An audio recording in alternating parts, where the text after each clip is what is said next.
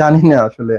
আর আমি এসব ভালো লাগে না আমার। আমি মনে করি এই নেশাই হচ্ছে গিয়ে যুব সমাজের ধ্বংসের একমাত্র পথ। আমাদের সবারই মেধা আছে, আমাদের সেই মেধা অনুযায়ী, দক্ষতা অনুযায়ী, যোগ্যতা অনুযায়ী আমরা যদি কাজ করি, নিজের ক্রিয়েটিভিটি কাজে লাগাই, অনেক জায়গা আছে। শুধু ফেসবুক এবং ইউটিউব না, আমরা চাইলে অনেক প্ল্যাটফর্মে কাজ করতে পারি এবং কাজ করে নিজের মেধা যোগ্যতা অনুযায়ী আমরা সেই অনুযায়ী আমরা আমাদের নিজের অবস্থান সমাজে তৈরি করতে পারি।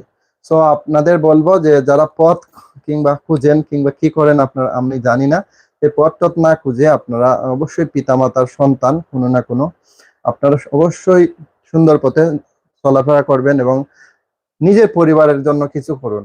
আমি একটু সস্তা কিছু ডায়লগ দিয়ে দেই, মাইন্ডই করবেন না প্লিজ।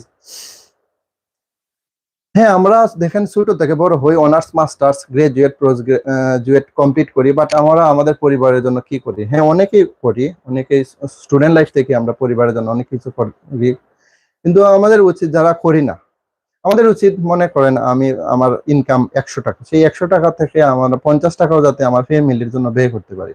10 টাকাও যদি ব্যয় করি, আপনি একটু ব্যয় করে দেখবেন একটা মনের যে স্যাটিসফ্যাকশনটা আপনাকে আরো অনুপ্রাণিত করবে, উৎসাহিত করবে আপনার পরিবারের জন্য। আর একটা জিনিস বলি, পরিবারের চেয়ে বড় আর কেউ হয় না।